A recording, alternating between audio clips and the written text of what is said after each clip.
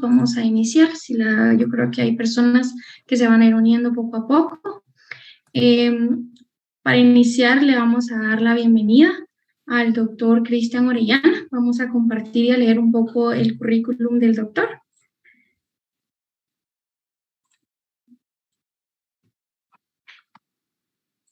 Perdón.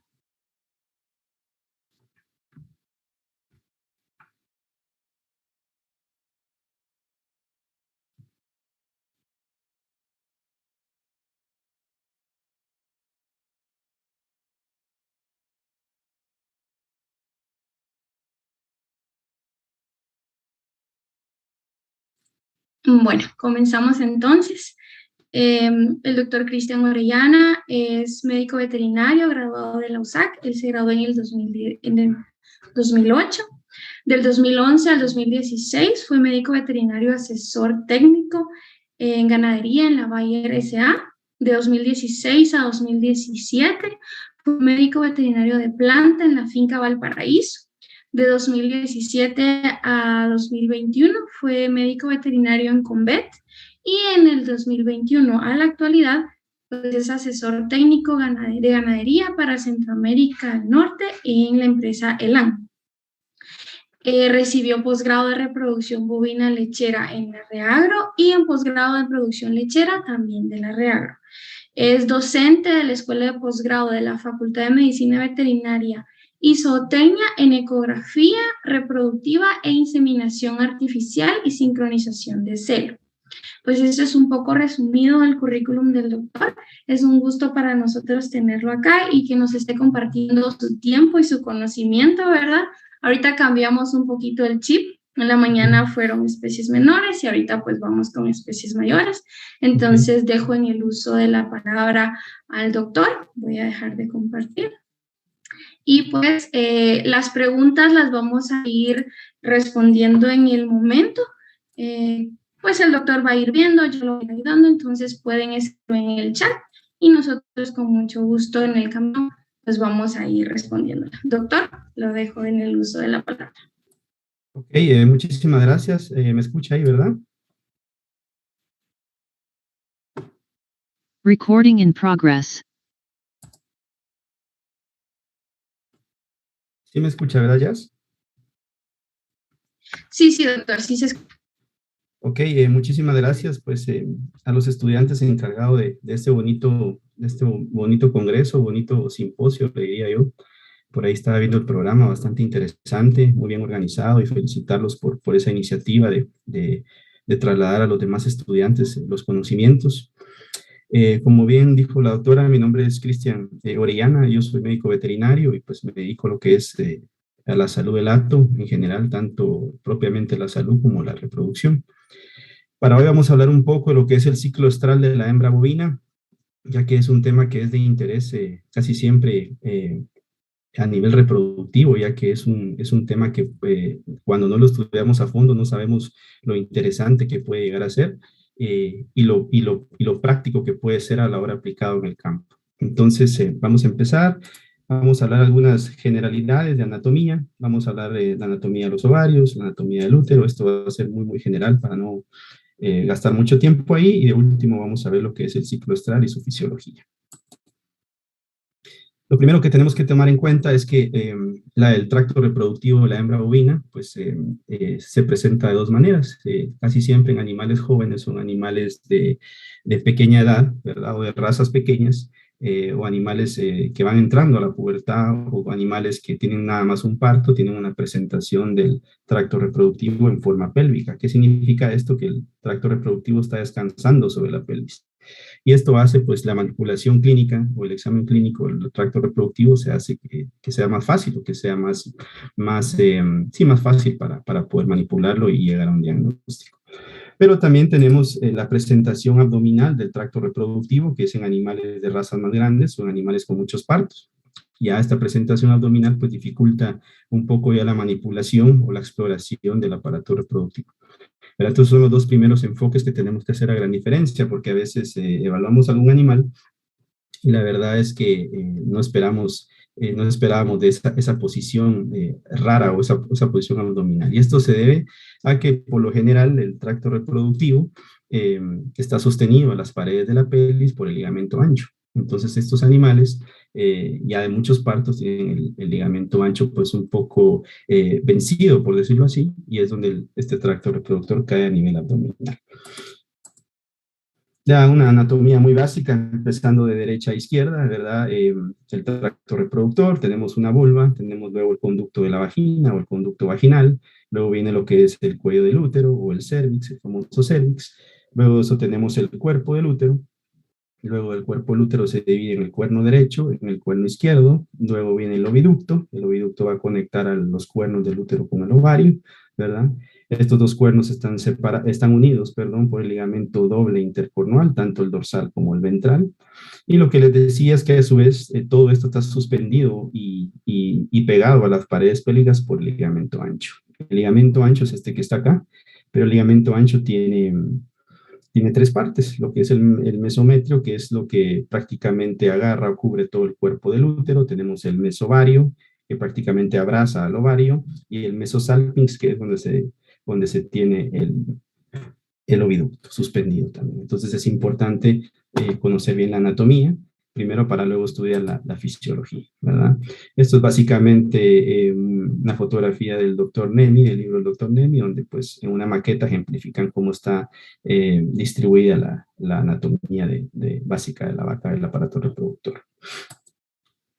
Propiamente hablando ya de los ovarios, pues los ovarios tienen dos funciones, la producción de óvulos fecundables o de ovocitos, ¿verdad? Es el otro término que se le puede dar, y la producción de hormonas, principalmente estrógenos, inhibina y progesterona, durante los distintos estadios del ciclo estral o durante diferentes etapas del ciclo estral.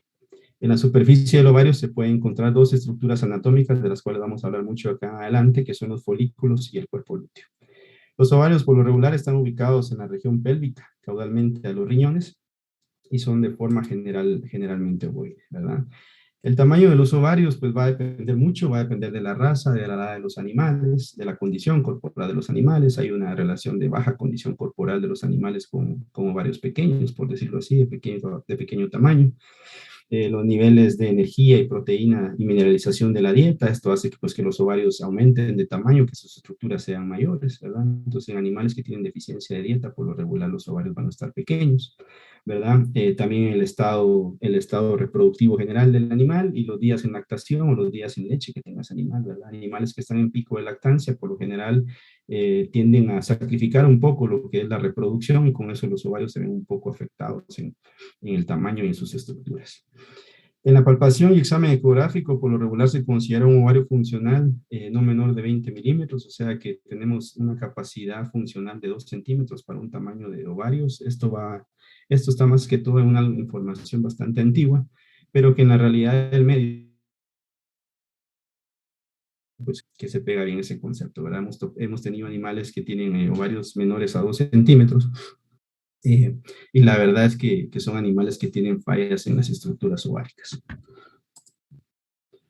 Lo vemos aquí de manera muy simple, ¿verdad? Este es un útero para estudio macro. Aquí está el ovario izquierdo, ¿verdad? Aquí está el ovario derecho, y ya empezamos a ver unas estructuras. Para este caso es un cuerpo lúteo, ¿verdad? Que significa que hubo una ovulación o un evento de ovulación pasada, y lo que me indica que el animal pues ha dado celo, ha ovulado, perdón, ha ovulado, ¿verdad? En los ovarios dijimos que se suspenden en el mesometrio, en el mesovario, perdón, que es una parte del ligamento ancho.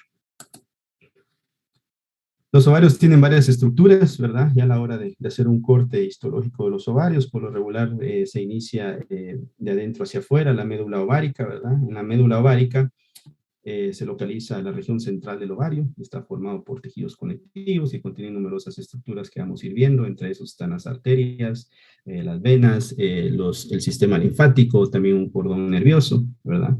Está la región cortical, que es la región más externa, que básicamente es la estructura. Esta región sostiene todo lo que son los folículos, las estructuras folículos a la orilla del ovario, ¿verdad? Y está el estroma ovárico, que el estroma ovárico básicamente es todo el tejido distribuido dentro del cuerpo del ovario, por decirlo de una manera.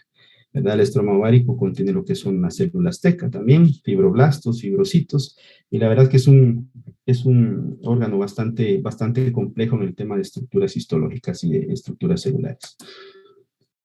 También posee una túnica albuginea que es bastante externa, está formada por tejido conectivo denso, rodeando a la corteza, ¿verdad? O al córtex, que también se le puede llamar de esa manera, y se encuentra cubriendo una capa simple de células cuboides llamado epitelio ovárico o epitelio germinal, que sigue siendo también una de las capas más externas. Este es una fotografía del libro del Dr. Sanger, en donde nos muestra bien, ¿verdad? Si se dan cuenta, esta parte de acá se llama ileus, que es la entrada del ovario, es el paquete que lleva las arterias, que lleva las venas, que lleva también el sistema linfático, ¿verdad? El estroma ovárico nos referimos a todo este tejido que se desarrolla dentro del cuerpo del ovario, que se mantiene dentro del ovario. Tenemos la parte medular, que es la central, ¿verdad? Como lo vimos anteriormente. Tenemos la parte córtex o la corteza, que es la parte más externa, que es la que va a tener todos los folículos. Estos son los folículos primarios. Hay folículos secundarios, hay folículos antrales, que significa que ya tiene un espacio con líquido folicular, por lo cual se diferencia de la ecografía, ¿verdad? Este es un folículo antral. Y luego ya tenemos pues un folículo con un atrium formado, que el atrium es este espacio de acá en donde se mantiene el ovocito y donde está el líquido folicular. Hay un atrium bien marcado, ¿verdad? Y por ende también lo podemos observar a la ecografía. Y al final pues este folículo ovula, ¿verdad? Lo que es el ovocito y luego viene a formarse el cuerpo lúteo. Pero eso lo vamos a ver más adelante. Pero en contexto, básicamente es eso, ¿verdad? Hay una médula, hay una corteza y la corteza contiene lo que son los folículos en diferentes estadios. Esto es a nivel macro. Aquí tenemos un ovario, ¿verdad? Esto lo sacamos de un rastro, ¿verdad? Para sacar el líquido folicular y estudiar un poco lo que es la anatomía de los ovocitos. Pero si se dan cuenta, hay dos estructuras bien marcadas. Uno es el folículo, que es este, ¿verdad? Que se asimila a una vesícula, ¿verdad? De pared delgada, que contiene líquido por dentro. Y lo otro es el cuerpo lúteo, que el cuerpo lúteo es la evidencia que hubo una ovulación de un folículo dominante, o sea, por ende hubo un celo, hubo un estro, hubo una ovulación, y luego de la ovulación de ese folículo se formó el cuerpo lúteo. En el lado derecho tenemos también otra estructura que sugiere un folículo posiblemente en regresión, ¿verdad? O un folículo subordinado, un folículo viejo. Y el lado derecho tenemos un cuerpo lúteo con su corona bien marcada, ¿verdad? En el cual se distingue bien del estroma o del tejido ovárico, ¿verdad? La característica del cuerpo lúteo es que por lo general hace que pierda la forma ovoide el ovario, ¿verdad? Y se forma una línea de demarcación de la corona, el tejido del cuerpo lúteo hacia el estroma ovárico. Aquí hay más ejemplos, ¿verdad? Este es otro ovario con un folículo. Si se dan cuenta, aparenta una pequeña vesícula con agua, ¿verdad? Con líquido por dentro de pared delgada. Este folículo va a estar encargado de secretar estrógenos, por lo regular en el ciclo estral, muy importante, y también de otra hormona que se llama inhibina, que lo vamos a ver más adelante. Y aquí tenemos otro ejemplo de cuerpo lúteo, ¿verdad? Un cuerpo lúteo grande, ¿verdad? Con su corona bien marcada, lo que dijimos, básicamente hace perder la forma ovoide al ovario, ¿verdad? Y tiene la línea de marcación que sobresale del estroma ovárico. Por lo general, el cuerpo lúteo está secretando progesterona, que es otra hormona importante dentro del ciclo estral.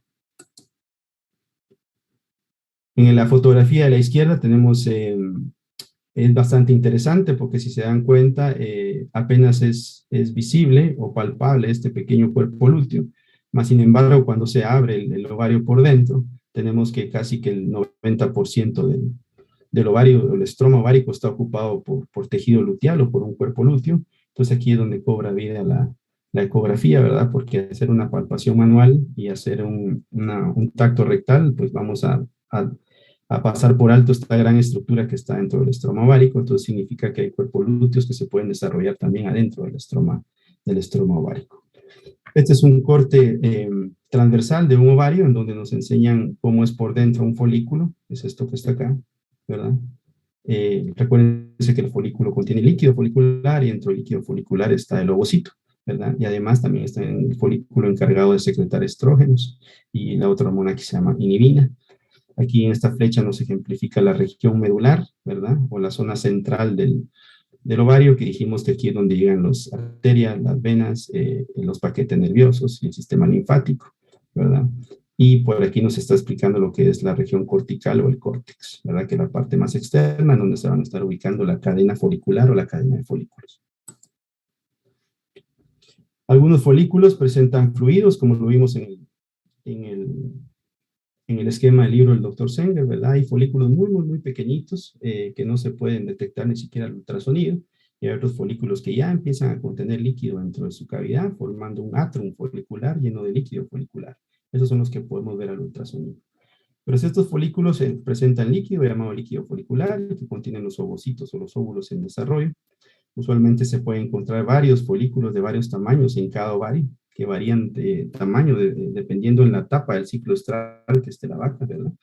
Y podemos encontrar folículos hasta de 20 milímetros de diámetro, ¿verdad? O folículos llamados preovulatorios, que son los folículos que van a ovular. Entonces, tenemos que tomar en cuenta de que esto es dinámico, ¿verdad? En los dos ovarios hay actividad, pueden haber folículos en un ovario, puede haber cuerpo lúteo en el otro ovario, puede haber en el mismo ovario un cuerpo lúteo y un folículo dominante, o un folículo que va a ovular, o un folículo preovulatorio, ¿verdad? O simplemente podemos tener en los dos ovarios folículos muy pequeños, sin alguna actividad, ¿verdad? Que es donde decimos que la vaca está en anestro, o que no hay funcionalidad de esas estructuras ováricas, ¿verdad? El líquido folicular, ¿cómo se forma? Pues se origina del plasma periférico, de la trasudación de la lámina basal del folículo. El folículo tiene una lámina que lo rodea y hay una trasudación de líquido hacia el atrum folicular, hacia el centro de ese folículo, y se empieza a formar esta pequeña laguna, por decirlo así, en el atrum folicular, ¿verdad? Posee esteroides y glucoproteínas.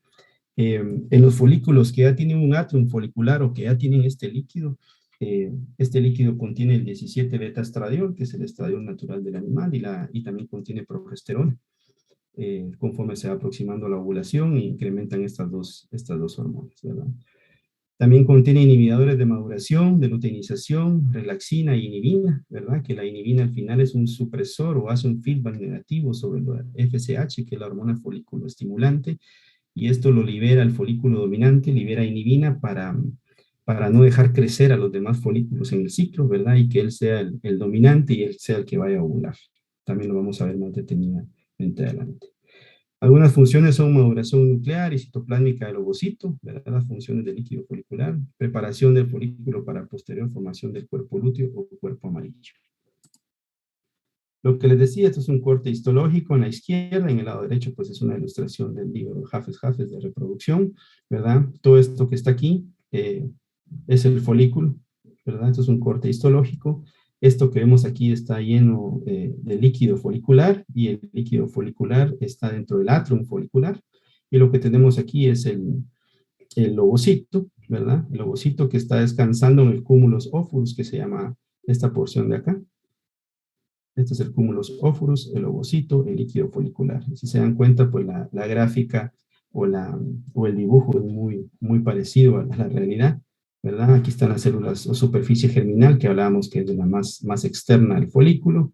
Está el cúmulos ófurus, que son este grupo de células que rodean al ovocito, ¿verdad? Y está el líquido folicular, que sería toda la parte blanca del dibujo, por decirlo así.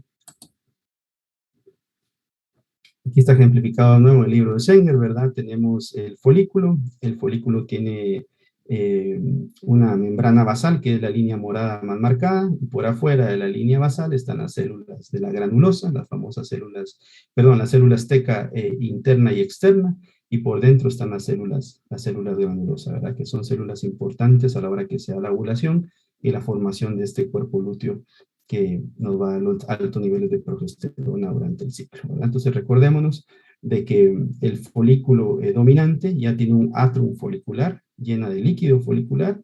Este líquido folicular pues contiene lo que es el ovocito, que el ovocito está descansando, por decirlo así, en el cúmulos ófurus, que son células que rodean al folículo, y a su vez la membrana basal está separando a lo que son las células teca, de la teca interna, de la teca externa, y las células de la granulosa por dentro. Aquí hay más fotografías de folículos, ¿verdad? Aquí pongo esta porque aquí vemos unos pequeños folículos, ¿verdad? Que puede haber sido que se quedaron en el tiempo, son estructuras que ya no ya no tuvieron o sufrieron atresia, y verdad, y quedaron folículos pequeños, verdad, incluso al tocarlos eran duros estos folículos, verdad. Entonces, puede ser que hayan sido folículos que no llegaron a una atresia total y se quedaron ahí nada más en la corteza del ovario. En cambio, este folículo es más grande, ¿verdad? Y tiene un aspecto más de, con líquido por dentro, ¿verdad? Incluso hasta brilla, ¿verdad? Y es de pared delgada.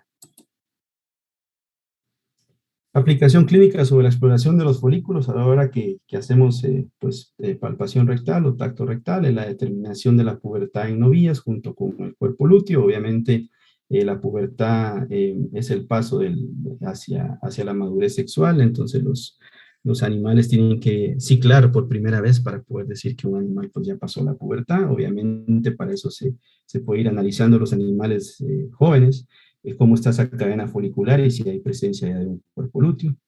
También la estimación de la etapa del ciclo estral, medio de la dinámica folicular, podemos saber más o menos en qué etapa del ciclo está la vaca cuando hacemos un chequeo reproductivo. Predecir la ovulación, ¿verdad? Con un folículo dominante, un folículo ovulatorio, que es el que le ganó la batalla a los demás folículos, entonces fue el que va a ovular y también lo podemos predecir mediante el chequeo de los folículos. Detección de ovulación doble o codominancia, ¿verdad? Pueden haber dos folículos del mismo tamaño que lleguen a ovular, ¿verdad? Y esa es una forma de obtener gemelos, entonces podemos hacer un seguimiento de eso también. Seguimiento de una condición quística, folículos de gran tamaño que superan los 20 milímetros, por lo regular se consideran quistes foliculares, ¿verdad? Y diagnóstico de vacas anéstricas, lo que les decía, folículos de muy, muy pequeño diámetro, en donde no hay una selección de esos folículos y no hay una dominancia de un folículo, entonces el animal está en un estado de anestro.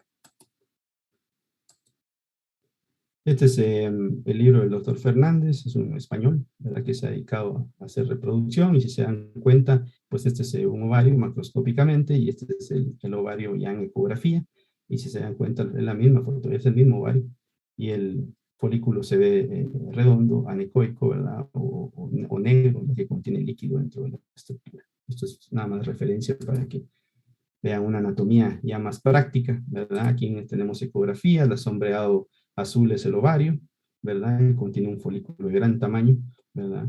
Cada cuadrito de estos mide 10 milímetros, este folículo anda como en 15 milímetros más o menos, ¿verdad? Podría ser un folículo dominante que vaya a ovular, ¿verdad? Y del lado derecho también tenemos sombreado en azul, eh, y tenemos un folículo de gran tamaño también, se dan cuenta. Así se ven los folículos a la ecografía.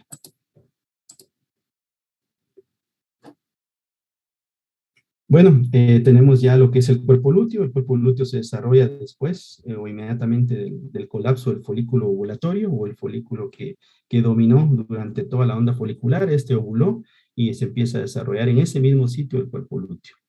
¿Cómo se da? Se da una formación de pliegues hacia el interno, hacia el estroma, ¿verdad? Y hay unos también vasos sanguíneos que contribuyen a esto, que penetran a la cavidad central de ese folículo que existió y empiezan a formar nuevo tejido.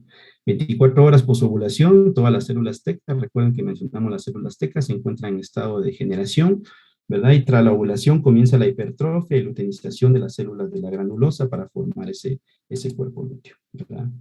A medida que las células se van degenerando en el cuerpo lúteo, va reduciendo de tamaño y adquiere una coloración blanca y pálida y recibe el nombre de cuerpo albicans o cuerpo blanco, como lo dice la literatura un poco antigua. Y luego de 2 o 3 ciclos desaparecerá dejando una cicatriz apenas visible en ese ovario, ¿verdad? Entonces el doctor Senge lo representa aquí como este cuerpo lúteo, ¿verdad? Contribuido por las células de la granulosa y regeneración de las células teca, ¿verdad? Y eso es lo que va a formar el cuerpo lúteo, que durante el ciclo va a estar encargado de secretar progesterona, ¿verdad? Entonces el folículo, recordemos que está encargado de folículo dominante, está encargado de secretar estrógenos y inhibina, que son las principales, y el cuerpo lúteo, cuando está formado, va a empezar a secretar progesterona. Lo que le decía, el ejemplo anterior, este es un cuerpo lúteo, ¿verdad? Con su corona, línea de demarcación saliendo del estroma ovárico, igual que este. Cuerpo lúteo con corona, línea de demarcación, produciendo progesterona. Aquí vemos el ovario sombreado en azul, delimitado con línea azul también, y vemos dos estructuras grandes, una con más ecogénico, ¿verdad? O escala de grises diferente. Este se representa lo que es el cuerpo lúteo, toda esta parte de acá. Y a la derecha tenemos un folículo, ¿verdad? Esa es la forma, esta es la forma en que se presentan, o sí, que se presenta a la hora de que recibe la onda ultrasonográfica, el ultrasonido, ¿verdad? Entonces podemos diferenciar muy bien por medio de la ultrasonografía la formación de un cuerpo lúteo y la formación de un folículo, ¿verdad? Este es otro cuerpo lúteo que está acá, se dan cuenta, el ovario es todo esto que está por acá, pero el cuerpo lúteo ocupa un gran espacio y dentro de ese cuerpo lúteo tenemos una pequeña cavidad, por lo tanto este es un cuerpo lúteo cavitario o cuerpo lúteo con cavidad, ¿verdad? Así es como se diagnostica a la hora de hacer el chequeo reproductivo. Lo que es el útero, pues ya lo dijimos, puede tener dos presentaciones de todo el aparato reproductor que incluye el útero, tanto una presentación pélvica o una presentación abdominal, ¿verdad? Nos vamos a enfocar básicamente en esto, ¿verdad? Pero, ¿qué hace el útero o cómo definimos el útero? Pues una de sus características es que conecta el oviducto con la vagina, ya que eh, es la parte del aparato reproductor bastante largo, consta de dos cuernos uterinos, un cuerpo y un cuello llamado cervix, unidos a las paredes pélvicas y dorsales y abdominales por el ligamento ancho que habíamos mencionado, importante ligamento ancho para esa suspensión del aparato reproductor. El rumiantes, el epitelio uterino posee carúnculas, ¿verdad? A diferencia de otras especies que no. El útero posee tres capas, el perimetrio siendo la más externa, el miometrio que es la media y el endometrio que es la capa más interna. El perimetrio, pues es capa externa, forma parte del peritoneo, importante eso, se extiende a ambos lados del útero para formar el mesometrio, es una capa muy fina, casi transparente. El miometrio compuesto por capas de fibras musculares lisas, longitudinales, externas y circulares, ¿verdad? Fibras extremadamente sensibles a estrógenos, progesterona, prostaglandina, oxitocina, y regulan la contractilidad del útero, ¿verdad? Entonces el miometrio ya empezamos a ver que hay un poco más de relación con las hormonas que vamos a ir estudiando, ¿verdad? Y importante el tema de las fibras musculares dentro del miometrio, porque ellos nos van a dar el comportamiento del útero en los diferentes estadios fisiológicos.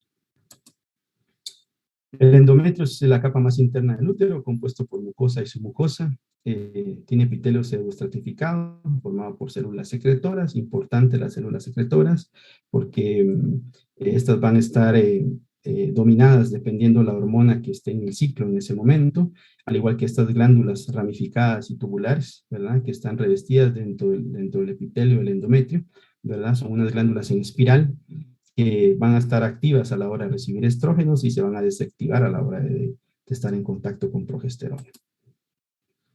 Y esto es lo que les decía, esto es un acercamiento de un corte del útero, ¿verdad? Más que todo el cuerno uterino. Si se dan cuenta, aquí está el miometrio. El miometrio tiene pues varios epitelios, ¿verdad? El longitudinal, el circular, y también posee un paquete vascular importante en el miometrio. Pero el endometrio, que es el que va a estar conectado con el lumen del útero, tiene estas glándulas en espiral que son muy importantes durante el ciclo estral de la hembra bovina, ya que estas glándulas en espiral son las que van a secretar el moco o van a secretar diferentes fluidos a la parte del lumen, ¿verdad? Estas van a estar en espiral cuando tengamos altos niveles de progesterona y se van a poner de forma recta cuando tengamos altos niveles de estrógeno, ¿verdad? Entonces, ¿qué quiere decir con eso? Que con los estrógenos elevados aumenta la circulación, aumenta la vascularización y estas glándulas se activan. Con la progesterona disminuye la vascularización y por ende estas glándulas se forman en espiral para dejar de funcionar. ¿Qué tenemos dentro de los líquidos endometriales secretados por estas glándulas? Pues más que todo tenemos proteínas séricas, proteínas específicas uterinas, que varían con el ciclo reproductivo o la etapa del ciclo en el que esté, ¿verdad? Las secreciones uterinas constituyen un ambiente óptimo para la supervivencia y capacitación de espermatozoides y para la división de los blastocistos tempranos antes de la adhesión o implantación del embrión, ¿verdad?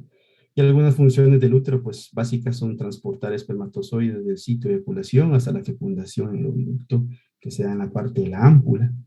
Regulación del cuerpo amarillo, ¿verdad? Ya que o del cuerpo lúteo, ya que el útero va a secretar la prostaglandina para regresar ese cuerpo lúteo en una etapa del ciclo. inicio de la implantación, ¿verdad? Que es la adhesión del embrión para formar una preñez y obviamente pues encargado de la expulsión del concepto o del feto por medio del parto. Pues esto es la anatomía básica del útero, cómo está el útero suspendido, ¿verdad? Dijimos que por el ligamento ancho posee carúncula, ¿verdad? Está por arriba de la vejiga y todas las estructuras que hemos venido hablando, los cuernos, el oviducto, el ovario y el cérvix, ¿verdad? Que es importante en el proceso de inseminación. Bueno, la aplicación clínica sobre la exploración del útero, pues también nos sirve como información para definir en qué etapa del ciclo estral está el animal, por lo regular acercándonos al proestro y al estro, pero vamos a ver más adelante las etapas del ciclo. El útero pues empieza a tener un tono, ¿verdad? Hay un cambio en las células del útero, entonces este tiene un tono a la hora de palparlo, de hacer el tacto sobre el útero. Hay cambios vasculares también, si nos acercamos más al estro hay más aporte vascular, por ende hay cambios vasculares y también cambios de llegada de hormonas. Se forma un edema también, ¿verdad? Y junto con el examen de los folículos y cuerpos lúteos podemos definir en qué etapa del ciclo estral está la vaca a la hora de hacer un chequeo reproductivo. Otra aplicación clínica, pues, es el diagnóstico de preñez en presencia de embrión, ¿verdad? Y siempre que haya una preñez, tiene que haber un cuerpo lúteo secretando progesterona para mantener esa preñez, ¿verdad? Y el hallazgo del embrión o el feto es importante. Examen a novías púberes, ¿verdad? Mediante el score del tracto reproductivo, esto se hace más en ganado de carne, hay unas tablas en donde uno puede medir el largo, el ancho, los cuernos o el cuerpo del útero y también qué actividad o qué estructuras se encuentran en ese ovario y definir y categorizar a las novías en qué etapa están del score del tracto reproductivo. Y obviamente también la aplicación clínica es un chequeo posparto, ¿verdad? Hallazgo de patologías uterinas o anormalidades de ese útero y pues obviamente establecer un tratamiento a seguir, un postdiagnóstico, ¿verdad? Entonces, el estudio del útero junto con los ovarios y las estructuras ováricas es importante para poder llegar a un diagnóstico, para poder definir en qué etapa del ciclo estral estamos, ¿verdad? Estos son cortes, son fotografías del doctor Nemi, ¿verdad? Un doctor que es italiano, que es experto en ecografía, y básicamente él estudia de una forma, por decirlo así, muy simple. Él estudia la parte externa, todo esto que está acá. Esto que se ve aquí hiperreflectivo es la pelvis, para que ustedes se hagan una idea. Entonces los cuernos están descansando sobre la pelvis, por decirlo así. Él nos ejemplifica acá el miometrio, que es la parte más externa. Todas las líneas negras son túnicas vasculares o vasos sanguíneos, ¿verdad? Este es el endometrio, en esta flecha que está acá, y esto que está aquí es el ligamento ancho. Por decirlo así, el útero está descansando, abrazando el ligamento ancho. Entonces el ligamento ancho es importante estudiarlo a la hora de hacer ecografía. Este es un corte longitudinal y este es un corte transversal del útero. Y si nos damos cuenta, pues la flecha más externa nos marca lo que es el miometrio. Luego viene la túnica vascular, como es sangre, se ve anecoica, ¿verdad? Hay flujo sanguíneo, entonces lo vemos de color negro. Después de la túnica vascular está el endometrio. Aquí se ve una pequeña luz, ¿verdad? Como que hay un pequeño lumen conteniendo un poco de líquido dentro de ese cuerpo. Este es un útero ya prácticamente en la etapa de estro, ¿verdad? En la etapa de celo, de estro. Y vemos bien de que en el centro, en el lumen, hay líquido, ¿verdad? Sugiere moco, el moco de celo. Esta parte engrosada de acá es el endometrio, todo esto que está acá es endometrio, y luego viene una línea negra que se llama túnica vascular, que es la parte que irriga al endometrio, por eso lo hace más ancho en el momento del celo, hay altos niveles de estrógeno, y el miometrio un poco más pequeño por afuera, ya que se afecta más el endometrio a la hora del celo. Y obviamente el líquido en el lumen del útero. ¿Verdad? Esta es otra fotografía donde tenemos diferentes partes del útero, cámaras gestacionales. Aquí hay una preñez pequeña, más o menos de 40 días. ¿Verdad? Hacemos una medición del embrión. El CRL es esta medición que es desde la corona o de la cabeza hasta la base de la cola. Pero el objetivo era, pues, obviamente que el útero también, aparte lo más importante es que pues, mantiene la gestación y mantiene un feto o embrión dentro de él, ¿verdad? Y estas pequeñas cámaras se les llaman cámaras gestacionales, por aquí hay el líquido más en el útero. Es una función principal. Luego del oviducto viene, bueno, del útero viene el oviducto. El oviducto pues posee varios segmentos, posee las fimbrias, el infundíbulo, la ámpula que ocupa la mitad del oviducto, el istmo y la unión uterotubal, que es la unión del oviducto con el cuerno uterino. La mucosa del oviducto constituida por pliegues primarios, secundarios y terciarios. La ámpula posee pliegues muy elevados y ramificados que llenan casi por completo la luz. ¿Verdad? Es un espacio potencial con poco líquido y estos pliegues van disminuyendo hacia el istmo o conforme se va bajando hacia la unión uterotubal, el lumen del oviducto es más libre, por decirlo así. Lo vemos acá, es este pequeña estructura que se ve serpenteante aquí, que conecta con el ovario, ¿verdad? Y obviamente está suspendido en esta tela casi transparente de tejido que se llama mesosalpinx, ¿verdad? Entonces, conecta a la unión útero-tubal o la parte terminal del cuerno uterino, ¿verdad? Conecta con el ovario, ¿verdad? Y es ahí donde se da la fecundación. Aquí tenemos la parte de la fimbria, tenemos el infundíbulo, que es la otra parte que le sigue, ¿verdad? Luego ya tenemos el oviducto como tal, en donde está la ámpula y el istmo, todo esto que está acá. Y está suspendido sobre el mesosalpinx, que es este tejido, que es parte o derivación del ligamento ancho, ¿verdad? Es aquí en la ámpula donde se va a dar la unión óvulo-esperma. Esta es una fotografía, la presentó el doctor Lafranca, es el embriólogo de la Universidad de Sao Paulo, en Brasil, y es una fotografía increíble, ¿verdad? Aquí es justamente el momento de la ovulación, Vemos cómo el ovocito ya está afuera, ¿verdad? Sale el ovocito del óvulo, e inmediatamente este folículo, eh, perdón, el ovocito sale del folículo, ¿verdad? Aquí está tomada la fotografía, inmediatamente después de la ovulación se da el cambio degenerativo de las células teca y la granulosa y empieza a formarse lo que será un cuerpo lúteo futuro, ¿verdad? Pero ese es el proceso básico de la ovulación. El oviducto del lado derecho, de verdad lo que les dije, que más pegado a la ámpula, la luz del oviducto es más estrecha, mientras se va alejando de la ámpula, pues hay más luz, por decirlo así, hasta llegar a la unión uterotubal, que es la unión con el cuerno uterino. ¿Qué hay más ejemplos? ¿Verdad? Está el ovario, las fimbrias, la ámpula, el istmo, la unión uterotubal, y es aquí donde van a pasar los espermatozoides buscando el óvulo. Aplicación clínica sobre la exploración del oviducto. Yo sinceramente no lo hago, ¿verdad? En la práctica no manipulo el oviducto. Hay muchas personas que sí lo hacen, ¿verdad? Y hay gente que también hace ecografías o colegas que hacen ecografía del oviducto, pero yo por lo general no trato de manipular mucho el oviducto porque ya hay estudios, ya hay información que una mala manipulación del oviducto puede llegar a una salpingitis, que es la inflamación propia del oviducto, pero si se hace el examen clínico, pues podemos detectar salpingitis, engrosado bilateral, ¿verdad?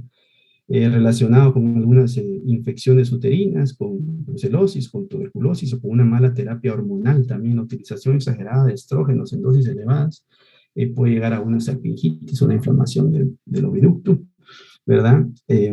También cuando se hacen lavados uterinos con soluciones irritantes o con mucho volumen, arriba de los 150, 200, 300 centímetros, puede haber salpingitis, y una de las características es que las vacas retornan al celo porque no quedan preñadas, ¿verdad? Otra característica que se puede dar, o un hallazgo clínico, es el hidrosalpinx, ¿verdad? Que básicamente es un moco fino con adherencias peritubáricas, ¿verdad?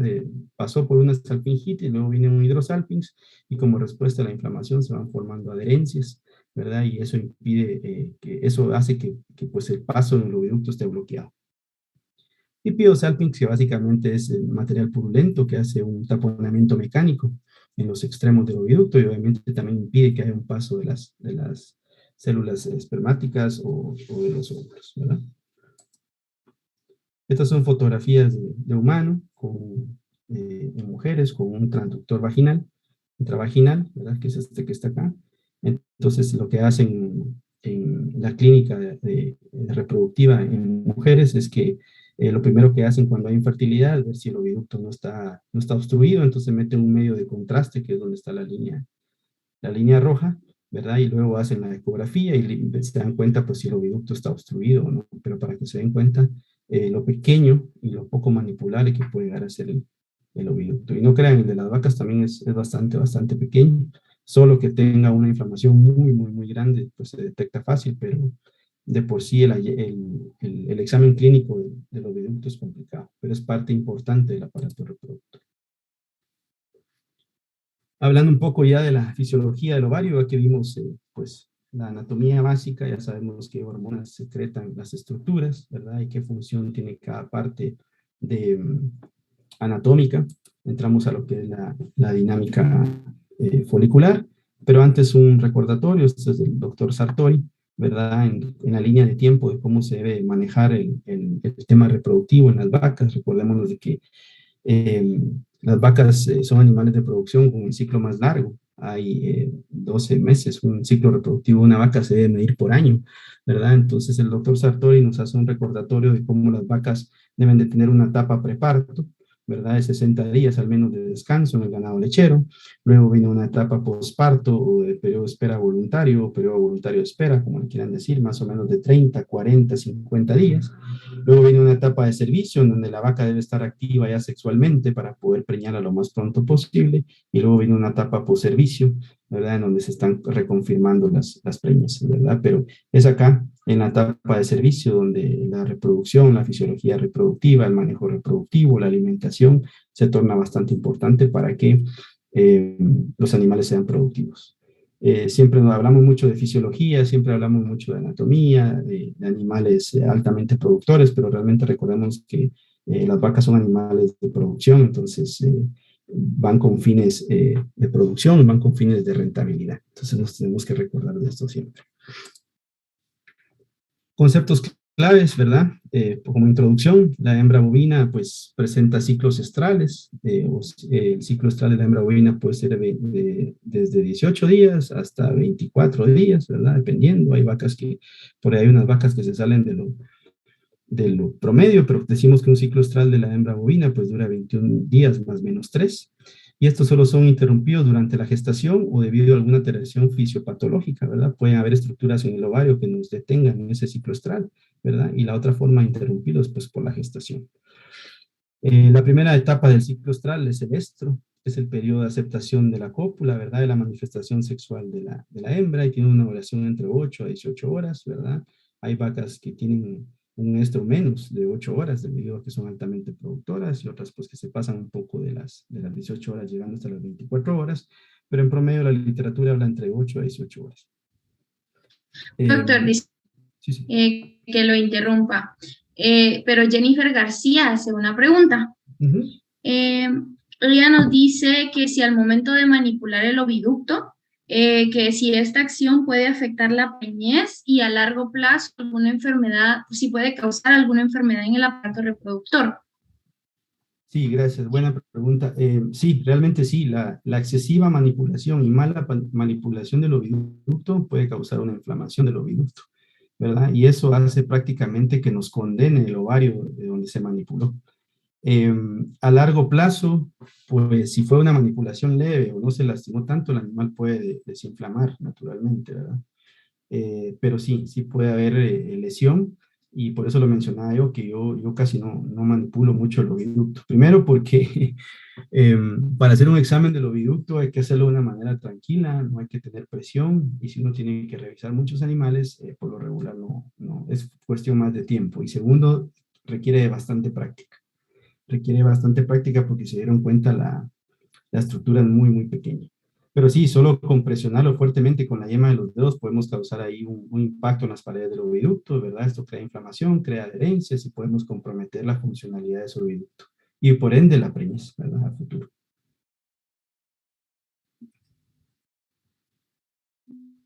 Ok, gracias, doctor. Solo una pregunta más que me llegó, que si la práctica con medio de contraste se realiza en vacas o si usted conoce si en algún lugar lo realizan.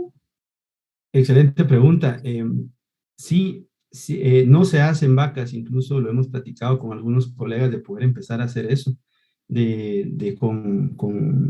obviamente con úteros de matadero, de rastro, Lo que utilizan es una solución salina hiperconcentrada. Creo que, si no estoy mal, creo que es solución salina al 15 o al 20%. No me recuerdo bien el porcentaje, pero es lo que usan en humanos. Y sí sería muy bonita práctica para ver más que todo la anatomía y para ver si las vacas que fueron a matadero por diagnóstico de infertilidad tenían que ver algo con el oviducto. Ahora, hacer los animales vivos sería muy difícil, considero yo, pero en práctica se podría hacer y, y sí, es algo que lo habíamos platicado con algunos colegas para hacerlo a futuro. Ok, gracias, doctor. Serían las únicas preguntas por... Ah, no, perdón. Ahorita Freddy González pregunta, ¿el examen de audito debe estar acompañado de la historia de repetición de servicios? Claro, definitivamente. Sí, casi siempre se, eso es lo primero que se hace, se relaciona a la repetición de servicios, porque una salpingitis lo que hace es que obviamente la vaca no queda gestante y vuelve a repetírselo a los 21 días, ¿verdad? Si la vaca es promedio de 21 días. Pero sí, eso tiene que estar acompañado de una buena anamnesis, de ver el comportamiento de la vaca, si está ciclando cada 21 días, si no, si está ciclando cada 11, si está ciclando cada 30 días. Entonces, la historia reproductiva es bastante importante, pero sí va acompañado de la historia y lo que más se presenta es una repetición de celo, ¿verdad? Gracias, doctor. Por el momento son las únicas que han llegado. Ok. Entonces dijimos que el estro es el periodo de aceptación de la cópula, la manifestación sexual de la hembra, y tiene una duración entre 8 a 18 horas aproximadamente, aunque hay vacas que tienen menos horas celo o menos horas de estro, y más de 18 horas, posiblemente hasta un día, ¿verdad? Se provoca por el incremento de estradiol producido por ese folículo que está a punto de ovular, ¿verdad? Y obviamente tenemos que tener en cuenta que en el periodo del estro hay una ausencia de cuerpo lúteo. No tenemos cuerpo lúteo, y si lo hay, físicamente puede ser que el cuerpo lúteo, no puede ser, simplemente el cuerpo lúteo ya no es funcional. Luego del estro viene el metaestro.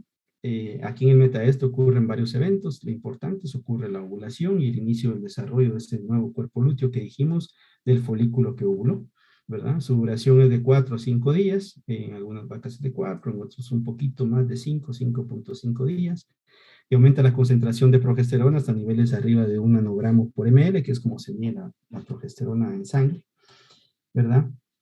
Y en esta etapa también se da picos de FSH inmediatamente después de la ovulación, que esta hormona de FSH va a ser la encargada de hacer la primera oleada o el primer reclutamiento de la primera onda folicular que va a venir después de la ovulación, ¿verdad? Entonces el metaestro, importantísimo dentro del ciclo. Y se ejemplifica acá. Aquí abajo están los días de 0 a 21, siendo 0 el día del estro, ¿verdad? Y si se dan cuenta, hay una línea de color naranja que representa los niveles de progesterona y la línea punteada roja que representa los niveles de estrógeno. Conforme nos vamos acercando al estro, aumentan los niveles de estrógeno y disminuyen los niveles de progesterona. Va aumentando los niveles de estrógenos, aumentan secretados esos estrógenos por ese folículo dominante que tenemos a punto de ovular. Se secretan estrógenos, hay comportamiento de aceptación del macho, hay comportamiento sexual de la hembra, ¿verdad? Obviamente esta hembra, lo vamos a ver más adelante, se deja montar, también hay secreción de un moco vaginal, ¿verdad? Luego, inmediatamente acabado el estro, empieza el metaestro, en el metaestro empieza a disminuir los niveles de estrógeno, pero también tenemos la ovulación al inicio del metaestro. Conforme va avanzando el metaestro, van disminuyendo los niveles de estrógeno, pero recordemos que hubo una ovulación, hubo un folículo que ovuló, y en ese mismo sitio donde ovuló el folículo se está formando ya un cuerpo lúteo. Ese cuerpo lúteo empieza ya a generar progesterona, progesterona, progesterona, hasta el día 5, que es donde dura el metaestro, ¿verdad? Entonces, todo está balanceado, ¿verdad? El folículo está secretando estrógenos, por ende la hembra manifiesta su comportamiento de aceptación de la cópula. Al terminar esos niveles de estrógenos, caen los niveles de estrógenos, ¿verdad? Porque el folículo ya ovuló, sale ese ovocito, en el sitio de ovulación se forma ese cuerpo lúteo y ese cuerpo lúteo se encarga de empezar a mantener o a subir los niveles de progesterona, ¿verdad? Entonces esto es el estro y el metaestro. Aspectos importantes que tenemos que tomar en cuenta es que esto es una sincronía del tiempo, ¿verdad? De las células sexuales. El óvulo tiene una vida más o menos de 6 a 12 horas. Hay una literatura que dice que puede vivir un poco más, tal vez hasta 18 horas. y el tiempo de vida de esperma anda entre 18 hasta 34 horas. Entonces tenemos que tomar en cuenta de que pues estas células tienen vida, tienen un tiempo de vida, y esto pues va más pegado a los fincas que utilizan inseminación artificial, ¿verdad? O no tanto problema con cuando utilizan toros de monta o que hay monta continua con las vacas, ¿verdad? Porque pues los toros están ahí siempre, pero si estamos utilizando inseminación artificial, tenemos que saber que pues estas células tienen un tiempo de vida, ¿verdad? Este es el comportamiento de la vaca conforme se va acercando al estro, ¿verdad? Las vacas vienen pues con un comportamiento normal, conforme se van acercando al estro, estas vacas caminan más, ¿verdad? También se apartan del grupo y tienden a caminar más. Es por eso que aquí la tecnología muy utilizada por los americanos y en Sudamérica es poner los podómetros. Los podómetros son básicamente un medidor de pasos que se le colocan a la vaca en las patas, y la vaca camina y va manifestando que camina más, se aleja del grupo. Entonces es un síntoma secundario que la vaca puede entrar en celo.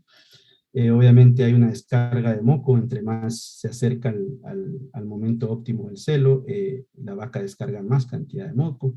La vaca come menos conforme se va acercando al momento del celo o del estro, y esto hace pues que también la producción se vea afectada. Cuando son muchos animales que entran en celo al mismo tiempo, pues la producción disminuye, ya que los animales dejan de comer. Y obviamente la actividad de monta conforme se va acercando al estro pues es mayor. Primero la vaca que está entrando en estro pues está montando a otras vacas, y conforme está en el punto exacto del estro, la vaca se deja montar por otra vaca, ¿verdad? Lo que les decía, esta es una sincronía de tiempos, ¿verdad? La vaca, su síntoma primario es el celo estable, y el celo estable es cuando la vaca tiene las manifestaciones que hablamos, pero más que todo se deja montar por primera vez por otra vaca. En el momento en que la vaca se deja montar por primera vez por otra vaca, es donde los inseminadores lo toman como referencia para poder inseminar esa vaca a las 12 horas después, ¿verdad? Aquí tenemos que los espermas viables para esta información son de 24 a 34 horas. El óvulo es viable entre 6 a 12 horas, ¿verdad? Y aquí nos habla del tiempo ideal para inseminar o servir a la vaca después de iniciado el celo o después de que se dejó montar por primera vez. Y aquí hay un estudio interesante en el 98 de Dransfield, donde fueron inseminando a vacas después de haber mostrado celo, desde esa primera monta que se dejó montar esa vaca, y se dieron cuenta de que pues si inseminaban muy cercano, pues la concepción o esas vacas, pues menos vacas quedaban preñadas, pero si inseminaban de 12 a 16 horas, perdón, de 8 a 12 horas, eh, después de iniciada ese celo, o que la vaca se dejó montar por primera vez, tenían una concepción del 51%. Y vea que aquí inseminaron 677 vacas de 8 a 12 horas después. Aquí inseminaron 735 vacas de 4 a 8 horas después de celo estable, ¿verdad? Y pegaron el 50%. Mientras se fueron alejando, obviamente la concepción o la preñez fue bajando, ¿verdad? Para 20, 24 horas, la concepción fue de 31, y 24, 26 horas después de que fue el celo estable o que la vaca se dejó montar por primera vez, bueno, solo inseminaron 7, pero la tasa de concepción, que es de los animales que se sirvieron, los que quedaron preñados, son 14%. Entonces eso nos dice y nos recuerda de que esto es una sincronía de tiempos, ¿verdad? Esta es la manifestación primaria de celos, que la vaca se deja montar, ¿verdad? Siempre hay, por lo regular en hatos medianos o grandes, hay varias vacas que entran en celo al mismo tiempo. Entonces el síntoma primario es que la vaca pues se deja montar y que hay una descarga de moco. Para esta fotografía nosotros utilizábamos aquí parches detectores de celo, que esto es un adhesivo, es una calcomanía que se pega alrededor de la base de la cola, en donde cuando otra vaca la monta más de 6 o 7 veces, el parche se despinta por completo. Entonces esto es un buen indicador para el inseminador que la vaca está apta para servir. Pero el síntoma primario del celo es que la vaca se deja montar. Si se dan cuenta que hay otras vacas descansando, entonces por ende significa que este grupo está activo, ¿verdad? Este grupo está activo para que hay otras 2 vacas, pero lo que les quiero decir es que sí hay vacas descansando y otras vacas en actividad, ¿verdad? Y con su síntoma primario de celo que se deja montar, ¿verdad? Vaca con síntoma primario de celo que se deja montar. Otra vaca con síntoma primario de celo, pues en monta natural o en monta controlada con toro, pues definitivamente el toro es el encargado de servir a las vacas. Obviamente, si el toro está bien con su examen de salud y su examen endológico, pues ese toro va a tener una buena tasa de preñez, pero lo que les quiero decir es que siempre el síntoma primario que se deja montar. Dentro del... Doctor, Sí, disculpe que lo interrumpa. Tenemos una pregunta de Freddy González. sí. Él pregunta que cuál es la recomendación en cuanto a tiempo para inseminación cuando se usa semen sexado. Excelente pregunta. Con el semen sexado, por lo regular, cuando se utiliza semen convencional, eh, se utiliza el sistema AMPM. ¿Qué significa eso? Que yo veo a la vaca en el celo en la mañana y lo insemino el celo en la tarde. Si veo a la vaca en la tarde, la insemino hasta la mañana siguiente. El semen sexado lo que tiene es que viene precapacitado, entonces podemos alargar ese tiempo. Incluso hay fincas que inseminan a las 16 o hasta las 18 horas de iniciado el celo. Pero básicamente, como ya viene precapacitado, podemos alargar el tiempo de inseminación. Si inseminamos muy temprano con semen sexado, corremos el riesgo de que esos espermatozoides estén esperando por mucho tiempo y como ya tienen una precapacitación, ellos llegan antes al oviducto, por decirlo así, entonces puede ser que no haya preñez, ¿verdad? Pero ese es el mensaje más o menos. Ok, doctor. Y la otra sería, ¿qué contiene el parche para detectar el celo? El parche es un adhesivo, básicamente pegamento y trae un protector. Yo lo explico de una manera bien simple, son como cuando uno raspa que compra uno para una lotería o un raspador de aquellos que uno se va a ganar premios, eso viene protegido como con podría decirse una pintura suave que conforme la vaca va montando a la otra vaca, en el fondo de esta pintura suave hay una pintura de diferentes colores, puede ser color rojo o azul. La idea es que las vacas van montando y van despintando esa pintura suave y exponen el verdadero color del parche. ¿Verdad? Que funcionan muy bien, son colores muy fuertes que se pueden ver de lejos, incluso sin llegar hasta las vacas, ¿no? Pero son de papel adhesivo con dos tipos de pintura. Ok, doctor, únicamente por el momento. Se puede utilizar el crayón para marcar ganado haciendo una línea en la base de la cola, solo que se tiene que revisar 2 veces al día para ver si se levantaron los pelos de la cola o si hubo alteración de esa pintura también. Es más barato, pero sí requiere 2 revisiones al día.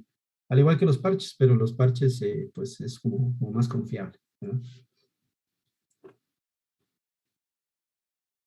Otros síntomas secundarios del celo, pues aparte de que el síntoma primario que se deja montar es la secreción de moco, ya lo habíamos dicho, hay una vulva inflamada, habíamos hablado también que la vaca orina más frecuentemente, esto es una característica importante, ¿verdad? Las vacas, las que están por entrar en celo, apoyan también la base de la mandíbula sobre las vacas que están en celo, vemos los pelos de la base de la cola despeinados, ¿verdad? Entonces son varios síntomas. Habíamos dicho de que también caminan más, ¿verdad? Baja el consumo de alimento y baja la producción de leche en esas vacas que están entrando en celo. Esta fotografía es interesante porque esta vaca ya tiene el parche despintado, si se dan cuenta, y está siguiendo a la otra vaca. Entonces, hay que tener mucho cuidado porque los extremos del comportamiento del estro son muy parecidos. Podemos creer que la vaca está eh, iniciando el celo y realmente está terminando. Entonces, en esta ocasión, si la vaca no hubiera tenido el parche, muy probablemente la hubiéramos detectado como inicio de celo. Y es ahí donde estas herramientas cobran importancia. Ahora bien, estas herramientas pues tienen su costo, ¿verdad? Y recordemos que todas estas herramientas tienen que ir involucradas en el costo diario de los animales. Entonces, si también son mal utilizadas, pues en lugar de ser un beneficio, va a ser un costo más alto, ¿verdad?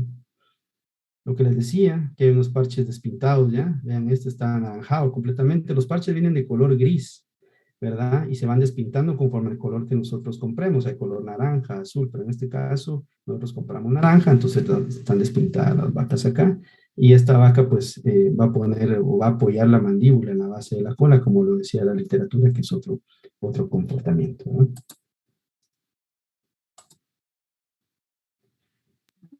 Hablamos, Disculpe, sí, sí. preguntan el precio aproximado del parche.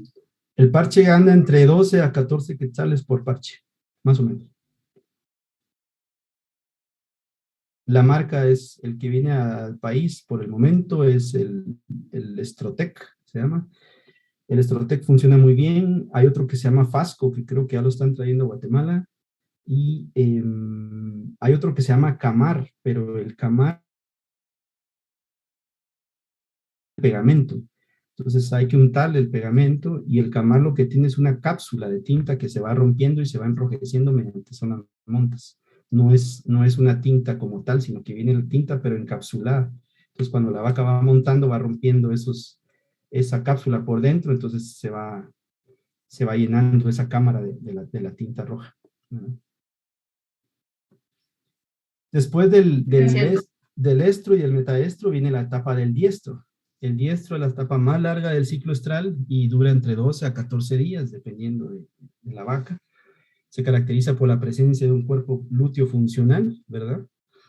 Folículos de distintos tamaños. Recordémonos que inmediatamente después de la ovulación hubo un pico de FSH. Incluso es antes, un poquito antes de la ovulación, hay vacas que pueden presentar un pico ya de FSH, que es la que va a formar los nuevos folículos para el siguiente ciclo, ¿verdad? Entonces, en el diestro ya vamos a tener diferentes folículos de diferentes tamaños en los ovarios, pero lo que va a dominar es un cuerpo lúteo funcional secretando progesterona.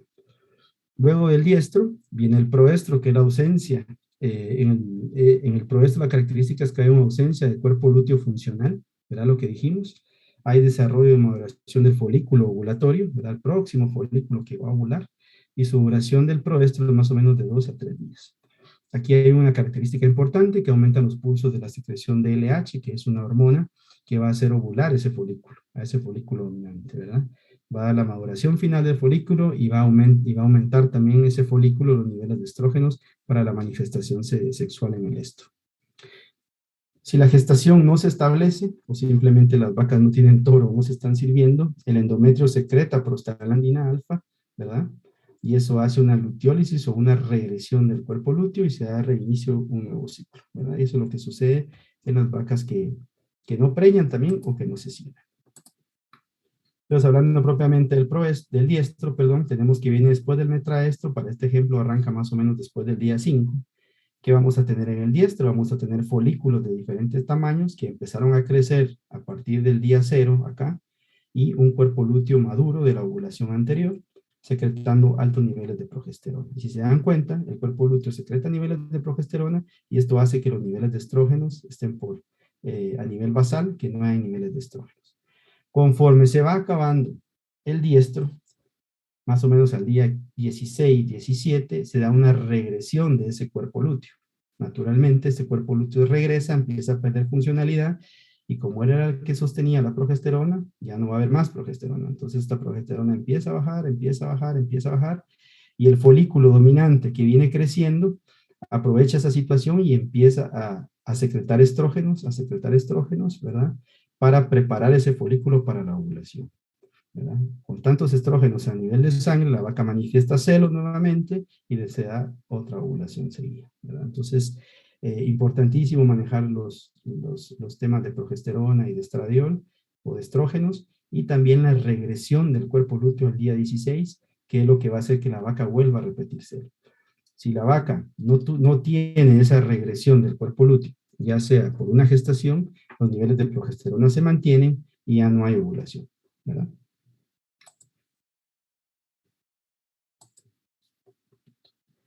Algunas principales hormonas reproductivas que tenemos en el ciclo estral son la primera es la hormona GnRH, creo que todo el mundo la ha escuchado, ¿verdad?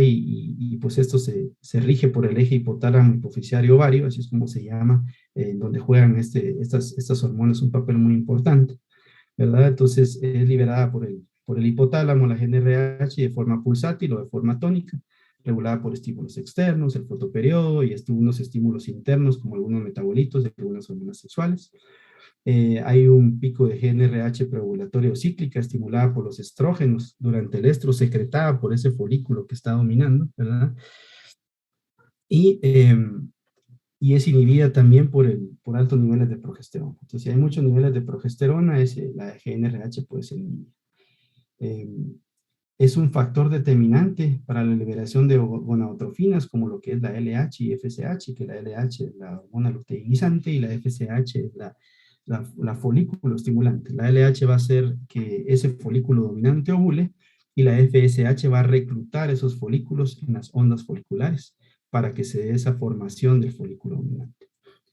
En la práctica, los cambios de condición corporal, la condición corporal es el estado del animal, ¿verdad? Recordemos que el ganado se mide en condición corporal, el lechero más que todo de 1 a 5, en donde la condición corporal 1 es la más flaca y la condición corporal 5 la más gorda, ¿verdad? Pero los cambios en la condición corporal están relacionados con las concentraciones séricas de insulina y factor de crecimiento como el IGF-1 y la leptina. ¿Qué hace esto? Modifica la frecuencia de la secreción de GNRH. Entonces, el factor de condición corporal va a determinar a la vaca si está en un anestro o si está ciclando o si la vaca está activa, por decirlo así, con las estructuras ováricas. Animales flacos o delgados, por lo regular, no van a tener la suficiente secreción de GNRH, más que todo de LH, ¿verdad? Entonces no va a haber onda pulsátil de LH, ¿verdad? Tenemos que tener a los animales en una buena condición corporal para que toda la cascada hormonal se dé o se presente. ¿Verdad? Aquí importante, las células hipotalámicas juegan un papel muy importante para la liberación de la GNRH, y lo que les decía, animales con muy baja condición como estos, pues definitivamente va a relacionar la reproducción con la condición corporal. Animales muy flacos van a tener muy bajos niveles pulsos de LH, por lo tanto no va a haber ovulación, o incluso hay animales que tienen muy bajos niveles de FSH, entonces no va a haber un reclutamiento de esos folículos y no va a haber una dominancia de un folículo y por lo tanto no va a haber ovulación, ¿verdad? Les decía, el ganado se califica de 1 a 5, el ganado lechero, ¿verdad? Entonces, por lo regular las vacas de arriba, de 2,75 hasta 3,25, 3,5 pueden tener pues, los pulsos de LH bien, ¿verdad? Pero ya una vaca muy delgada, incluso también las vacas gordas tienen problemas en liberación de hormonas. Otras hormonas reproductivas importantes que la hemos venido mencionando, la FSH, liberada por la hipófisis anterior, va a estimular el crecimiento inicial de esos folículos y su liberación es inhibida por estrógenos e inhibina. ¿A qué me refiero con eso? La primera hormona que recluta los folículos de pequeño tamaño y los lleva a un mediano tamaño se llama FSH. Pero esa FSH puede estar frenada o inhibida por los estrógenos y por inhibina, que es secretada por el folículo dominante. La LH, liberada por la hipófisis anterior, estimula el crecimiento final del folículo dominante, es responsable de la ovulación y su liberación es estimulada por estradiol, pero también es inhibida por la progesterona. Entonces, por decirlo así, cuando la FSH recluta a los folículos, ella recluta, hace un pequeño reclutamiento y jala a un folículo. Ese folículo es FSH dependiente, sigue creciendo, pero hay un punto en que ya no es FSH dependiente, sino que pasa a ser LH dependiente. Esa hormona LH hace que ese folículo crezca, domine y ovule, ¿verdad? Pero esa LH puede estar inhibida por la progesterona. Entonces, es un feedback tanto positivo como negativo. Los estrógenos se producen en los folículos, lo hemos venido mencionando bastante, son los encargados que la vaca presente o manifieste comportamiento de celo y responsable de señalizar o estimular el pico preovulatorio del LH. ¿A qué me refiero con eso? Cuando el folículo va creciendo, está secretando estrógenos, esos estrógenos llegan al cerebro, estimulan la formación de GNRH y esa GNRH estimula la liberación de FSH y LH y ese pico preovulatorio LH estimula la ovulación del folículo. Lo vamos a ver más adelante, ¿no?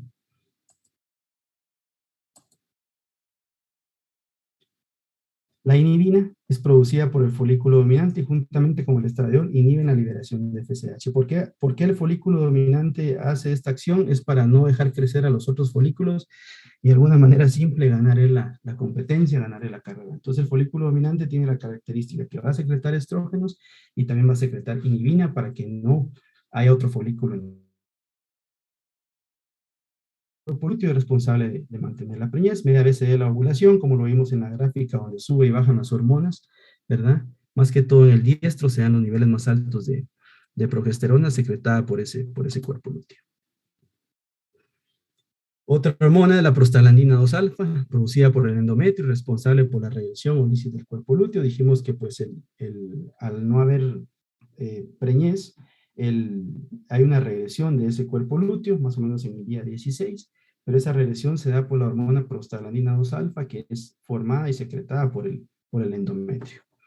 La otra hormona importante, la oxitocina, producida por el hipotálamo, almacenada en la hipófisis posterior, y también hay liberación de oxitocina en el cuerpo lúteo. está íntimamente relacionada con la lisis o regresión del cuerpo lúteo, ya que ella va a dar la señal y va a sensibilizar unos receptores en el endometrio para que se empiece a formar la prostaglandina liberada del endometrio y luego esa prostaglandina llegue al ovario y regrese a ese cuerpo lúteo y puede así haber un ciclo, termina ese ciclo y reinicia otro ciclo a los 21 días. Aquí nada más recordando dónde está el lóbulo posterior de la hipófisis, ¿verdad? Y es aquí donde quería llegar. Estamos en el día 17, 18 del ciclo para algunas vacas puede ser el día 16, que es donde se da el reconocimiento materno de la preñez. Para este ejemplo es una vaca que no se sirvió o que simplemente no está gestante. Para el día 16 al 18 lo que tenemos es la regresión del cuerpo lúteo, ¿verdad? El cuerpo lúteo está ejemplificado de este lado izquierdo con una bolita amarilla. Este es el ovario izquierdo, por decirlo así. Este es el ovario derecho y está secretando estrógenos. Este folículo para el día 16, 18 va a secretar cantidades de estrógenos, que lo que hace estos estrógenos es sensibilizar unos receptores en el endometrio de oxitocina y estradiol. Estos receptores de oxitocina están activos y por ende mandan la señal para producir una prostaglandina que proviene del endometrio. Esta prostaglandina proviene del endometrio, viaja hacia el ovario y hace la regresión del cuerpo lúteo. ¿Qué significa esto? De que la vaca, si no quedó preñada o no se sirvió, pues la vaca al día 16 al 18 tiene esta regresión del cuerpo lúteo. Y aquí está ejemplificado de otra manera. Aquí tenemos el ovario, ¿verdad? Y hay un cuerpo lúteo, ¿verdad? Secretando progesterona. Para la llegada del día 16 al 18 en algunas vacas, el endometrio va a secretar prostaglandina, sensibilizado previamente los receptores de oxitocina en el útero por el estradiol también, se sensibilizan esos receptores, se activa la formación de prostaglandina, esta prostaglandina sale del endometrio por medio de la vena uterina, luego por un evento de contrarreflujo, ¿verdad? Recordemos que hay una arteria uterina adherida a la vena uterina, por medio de contrarreflujo sube por el pedículo ovariano y sube la prostaglandina hasta llegar al ovario y regresar este cuerpo lúteo. ¿Por qué hay esta irrigación especial acá? Es porque si la prostaglandina generada en el endometrio se fuera a circulación general, se aromatizaría, se metabolizaría, no llegaría al cuerpo lúteo. Entonces hace una circulación corta, por decirlo así, saliendo por la vena uterina, adheriéndose a la arteria uterina, luego por un flujo de contracorriente sube al pedículo ovariano y luego ya puede llegar al cuerpo lúteo y regresar a ese cuerpo lúteo. Aquí el doctor Baruselli nos lo ejemplifica, ¿verdad? Todo lo que hemos venido hablando, ¿verdad? Cómo son las estructuras en el ovario, cómo el folículo dominante secreta estrógenos, ¿verdad? Estos estrógenos activan en el cerebro la cadena GNRH. La GNRH va a activar la liberación de FSH y LH. Esta FSH y LH va a llegar al ovario. La FSH va a hacer el reclutamiento folicular y la LH va a hacer el crecimiento de ese folículo dominante, ¿verdad? Vuelve a secretar más estrógenos, de nuevo otra vez hay otra cascada de GNRH, otra onda pulsátil FSH y LH y se da la ovulación. Después de la ovulación ya tenemos la formación del cuerpo lúteo y este cuerpo lúteo pues va a estar encargado de secretar progesterona.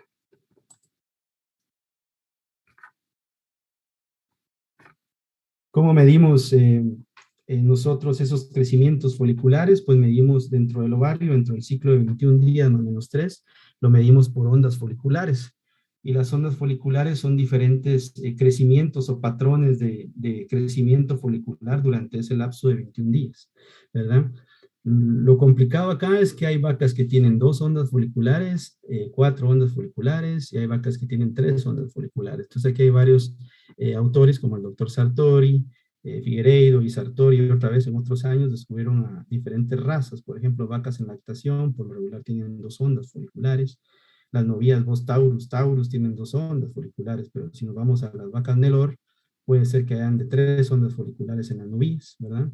Y hasta 4 ondas foliculares en las novillas. Entonces, ese recambio folicular, hay más recambio folicular en vacas de 4 ondas foliculares que en vacas de 2 ondas foliculares. Y una gran diferencia que tenemos que tomar en cuenta es que las vacas Bos taurus y las vacas Bos indicus tienen diferencia a través del mapa folicular. ¿Qué significa eso? De que las vacas Bos taurus tienen menos cantidad de folículos, pero de mayor diámetro. Mientras que las vacas Bos indicus tienen más cantidad de folículos, pero de menor diámetro. Y aquí es donde viene la diferencia de estos animales. ¿Por qué? Porque se van a comportar diferente a nivel de la fisiología hormonal. Pero tienen que tomar en cuenta de que estas vacas tienen diferente población folicular, por decirlo así.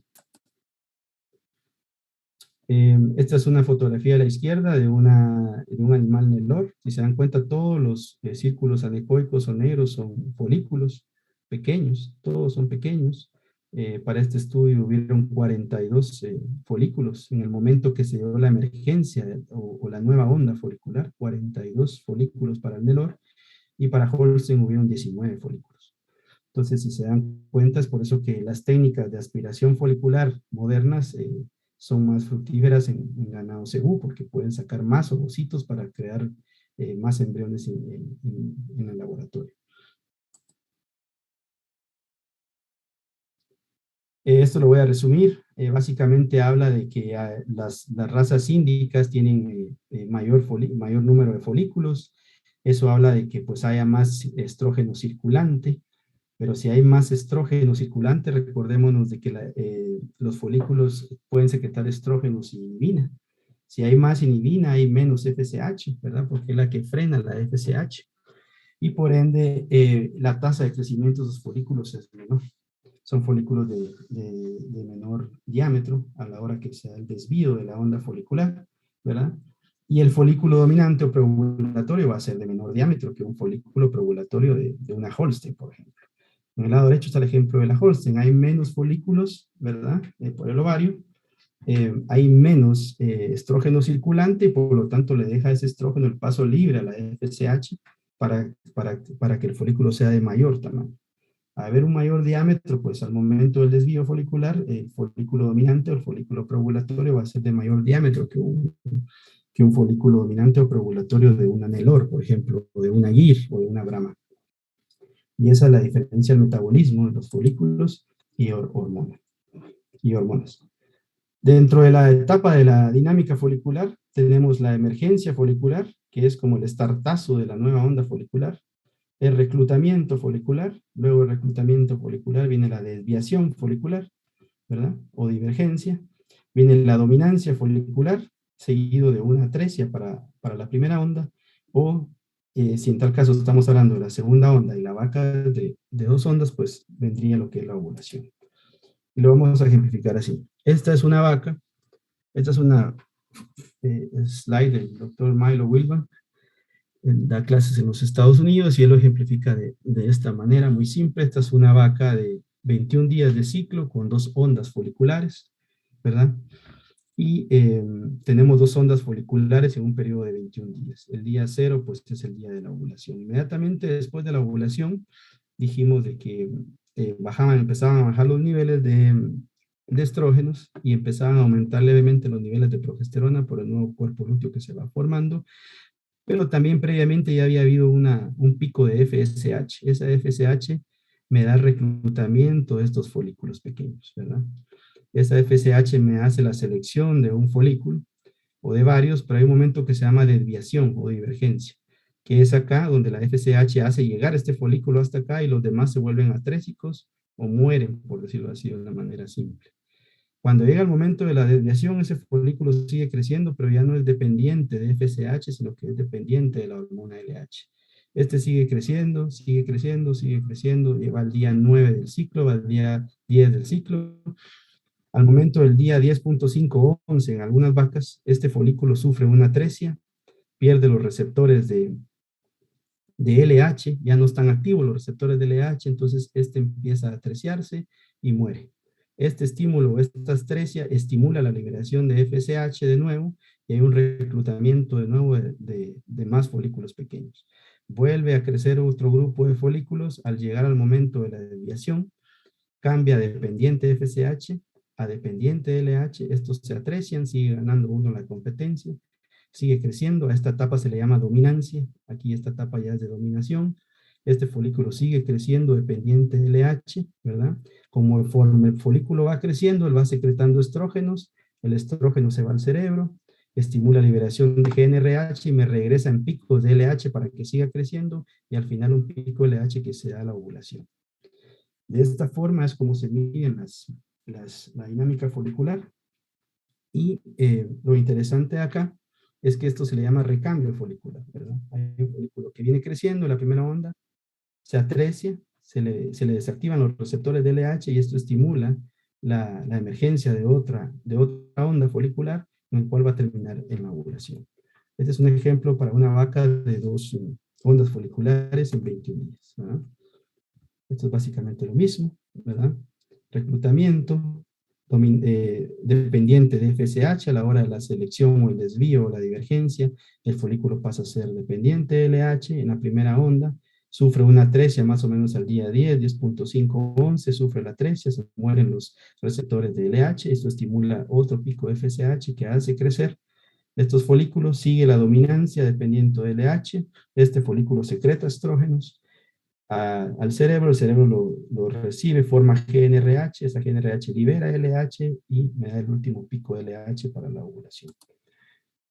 Y así es, nos vamos con 3 ondas y así van a ser con 4 ondas, los eventos son los mismos, solo que básicamente los días se van corriendo hacia atrás, si se dan cuenta, pues más o menos al día 10, 10.5 empezaría la atresia, mientras que nos vamos a una vaca de 3 ondas foliculares, la atresia podría empezar el día 8 o 9, ¿verdad? O la segunda onda de reclutamiento podría empezar al día 9.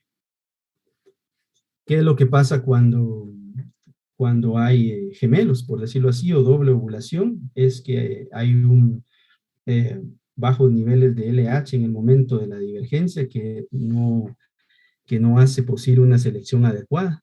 Y eso hace que se recluten 2 folículos, por decirlo así, y vayan creciendo los 2 folículos, tanto en la primera como en la segunda onda, ¿verdad? Y al final tenemos la doble ovulación. Esto se llama codominancia, cuando los 2 folículos van luchando ahí por ganar la competencia. Y los 2 se atrecian, luego viene el día 10, 10.5, otra segunda onda folicular doble, y se da la doble ovulación. Tenemos que tener en cuenta de que cada especie, Bos taurus o Bos indicus, tiene una capacidad ovulatoria. Por lo regular, los Bos taurus pueden ovular arriba de los 10 milímetros del diámetro del folículo dominante, mientras que el Bos indicus puede ovular entre el 7 a 8.5 milímetros.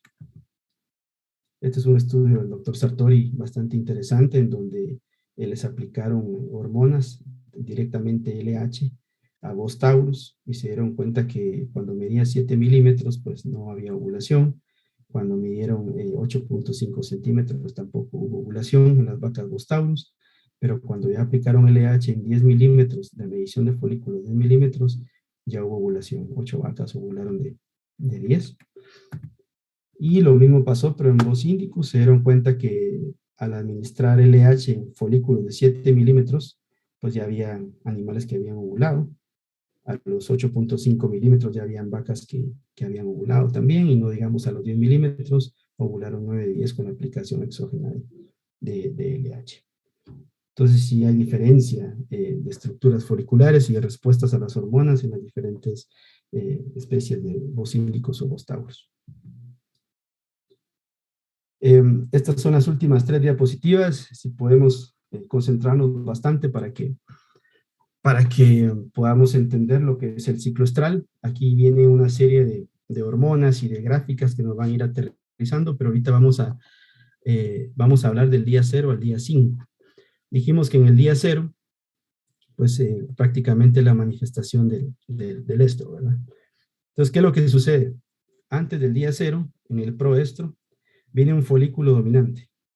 Este folículo dominante viene creciendo, viene dominando, ¿verdad? Dominando la segunda onda folicular, por decirlo así.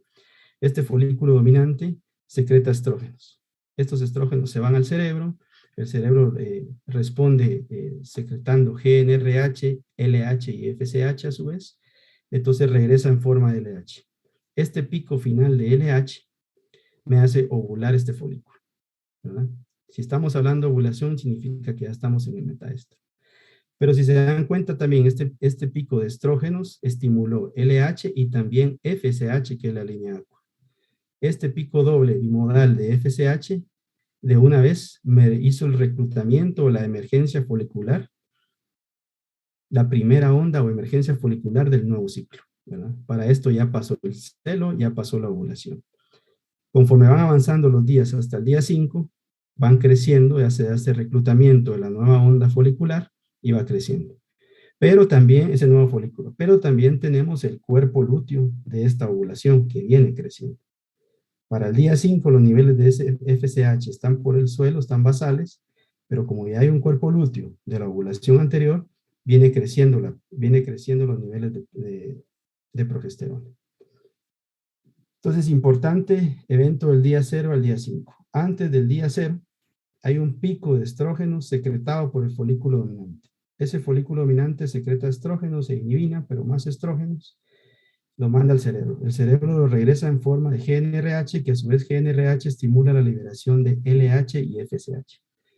Este pico morado representa ese pico de LH estimulado previamente y se da la ovulación de este folículo que era dominante de la segunda onda folicular. Cuando se liberó LH, también se liberó FSH. A la hora de liberar FSH, me recluta o me crea esta nueva onda folicular del nuevo ciclo. Empiezan a crecer estos pequeños folículos dependientes de FSH. Conforme van avanzando el día 0 al día 5, los niveles de FSH se disminuyen y tenemos la formación de un cuerpo lúteo de la ovulación pasada que está secretando progesterona y que aumenta el pico de progesterona. O sea que para el día 5 vamos a tener un folículo dominante de la primera onda folicular y un cuerpo lúteo en formación de 5 días de la ovulación pasada. ¿Qué pasa después del día 5 al día 10 o 12? Este crecimiento de folículo, la primera onda folicular, me da un pequeño pico de estrógenos, ¿verdad? Muy pequeño comparado con el anterior. Esto hace que el folículo ya sea dependiente LH y que esa LH lo haga crecer. Sigue creciendo este folículo dominante de la primera onda folicular. Cuando llega más o menos al día 10, 11 para este ejemplo, este folículo pierde estos receptores de LH y se da la atresia folicular. La atresia folicular. Al haber esta atresia folicular, me estimula el pico de FSH para reclutar y dar origen a la segunda onda folicular.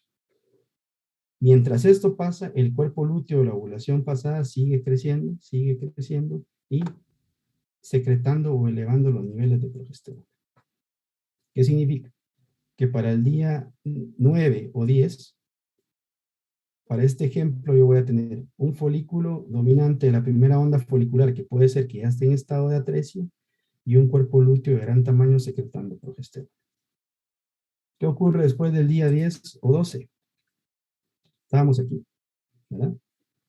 Empieza a treciarse ese folículo de la segunda onda folicular, eso estimula un pico de FSH que me recluta o me da origen a la segunda onda folicular. La segunda onda folicular sigue creciendo, recordemos que hay una etapa donde él es dependiente de FSH y otra donde es dependiente de LH. Justamente para el día 16, 17, 18, en este ejemplo, el cuerpo lúteo se recuerdan que tiene una regresión por la prostaglandina secretada en el endometrio. Si la vaca está vacía, este cuerpo lúteo se va a regresar y por ende va a haber un pico hacia abajo basal de progesterona, que es la línea roja. Aquí está el pico de prostaglandina, miren, de color amarillo, que fue lo que me hizo regresar este cuerpo lúteo. Ya regresando este cuerpo lúteo y los niveles bajos de progesterona, este folículo crece libremente, sin presencia de progesterona, el folículo dominante de la segunda onda folicular, y empieza a secretar estrógenos, y estos van a regresar en forma de GNRH, LH, se da la ovulación nuevamente y se completa el ciclo. De esta forma es como se estudia el ciclo estral, y de esta forma es como podemos entender cómo funcionan las hormonas que nosotros inyectamos exógenamente. Pero es importante mantener en cuenta de que entre una ovulación y otra ovulación hay dos ondas foliculares, ¿verdad? La primera onda folicular llega a un punto en que se atrecia el folículo y empieza a morir, esto estimula la formación de otra onda folicular, y tenemos que tomar en cuenta que a partir del día 3, 4, 5 empieza a formarse un cuerpo lúteo que va a persistir hasta el día 16 al 18, y va a regresar este cuerpo lúteo debido a la liberación de prostaglandina que viene del endometrio. Esta regresión del cuerpo lúteo es vital para que este folículo de la segunda onda folicular crezca y pueda liberar estrógenos y por ende haya un pico LH y ovulación.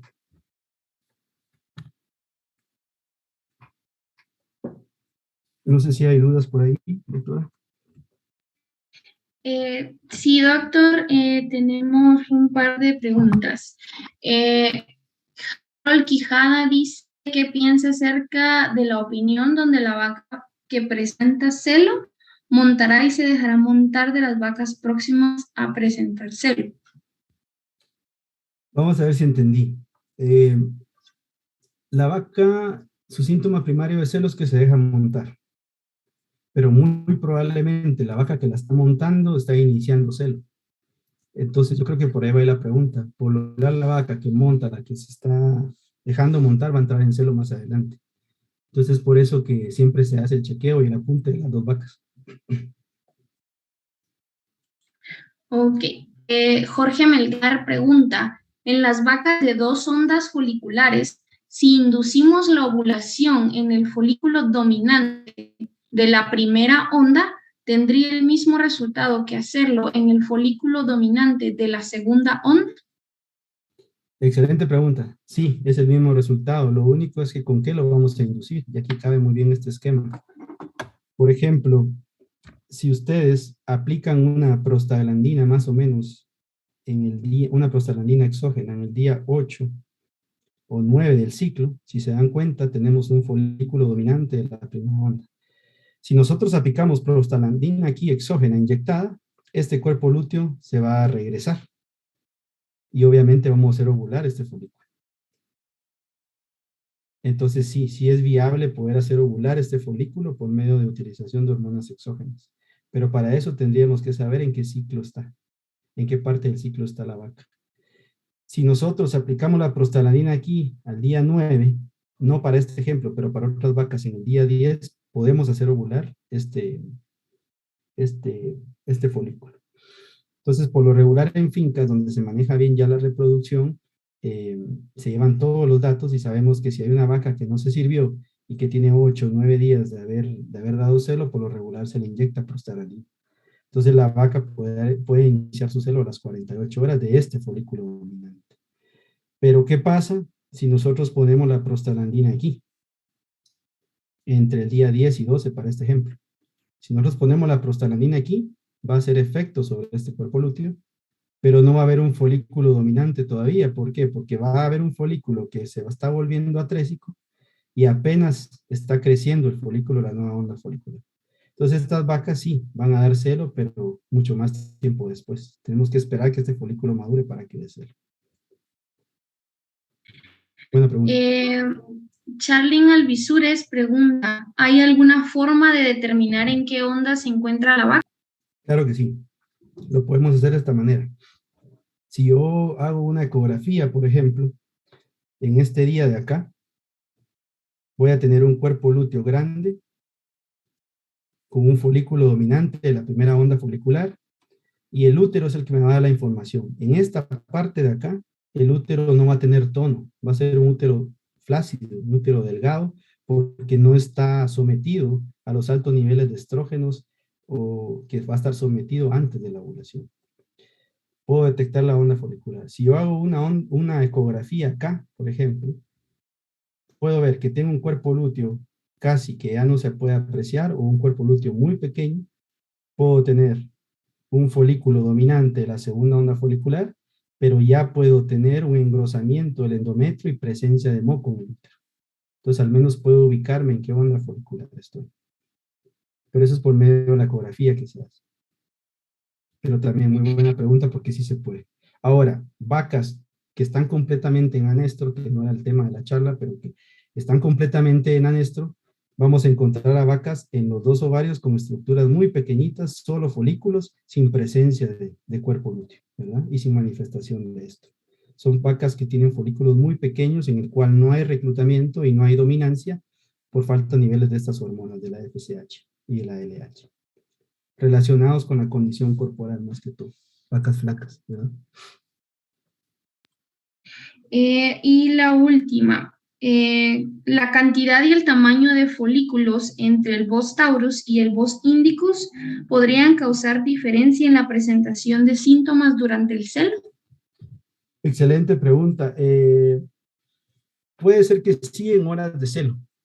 Por lo regular, las vacas Holstein de alta producción, por decirlo así, o vaca Jersey de alta producción, tienden a tener menos horas de celo, la vaca lechera.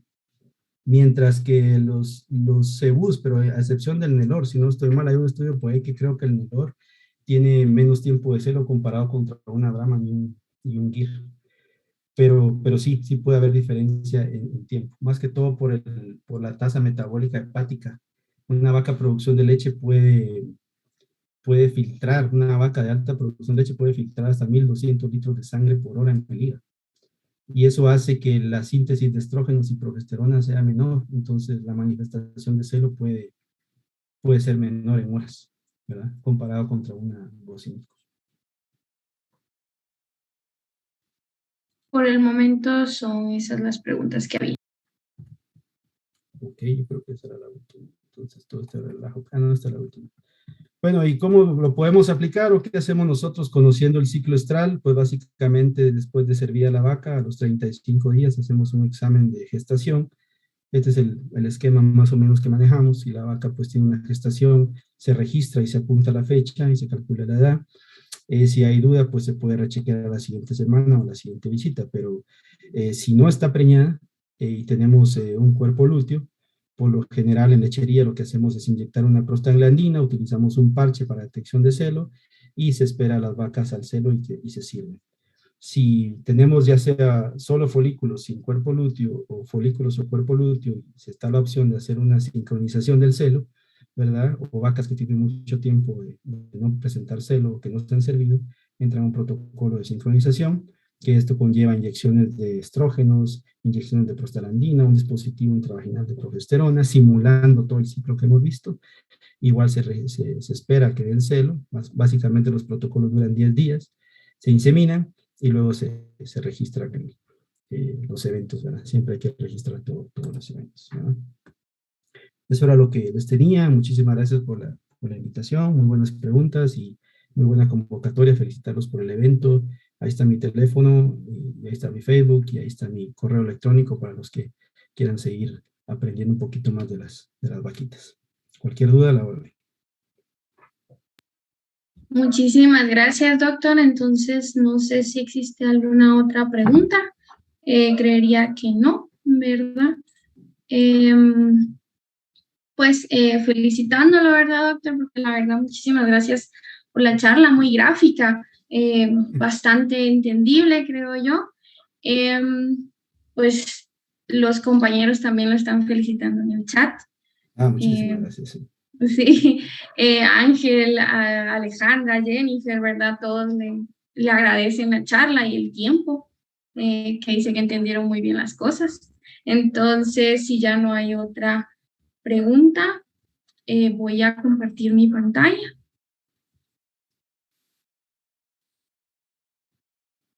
Y pues nos tocó hacerlo virtual, ¿verdad? Entonces, pues le presentamos, le hacemos entrega de un pequeño diploma. Esperamos en algún momento podérselo entregar de forma presencial, pero el diploma dice así: el Seminario de Estudiantes para Estudiantes otorga el presente diploma a el médico veterinario Cristian Orellana por impartir el taller virtual Fisiología del ciclo estral de la vaca, con duración de 1 hora, a los estudiantes de Medicina Veterinaria y Zootecnia de la Universidad San Carlos de Guatemala. Guatemala, 6 de junio del 2022, y está firmada por el licenciado Amílcar Dávila, que es el director de Extensión y Ejercicio Profesional Supervisado. Entonces, muchísimas gracias, doctor. Es un gusto siempre compartir con usted. Realmente muchísimas gracias por compartir sus conocimientos. Muchas A los gracias. participantes, pues de igual forma, muchas gracias, ¿verdad? Se le comenté, ¿verdad? Que habían, pues, de varias partes Sí, específicamente de Latinoamérica, ¿verdad? Entonces, qué muchas alegre, qué gracias alegre. por la aceptación de las charlas. Dejamos el link de asistencia para que se eh, puedan confirmar la asistencia y así les hagamos llegar el diploma, ¿verdad? Muchísimas Ok, gracias, doctor. muchísimas Ha gracias a sido un ustedes. gusto. Que estén bien Feliz tarde a y cualquier todos. cosa a las órdenes y muchísimas gracias. Que estén bien. Saludos. Gracias, doctor. Feliz tarde. Gracias.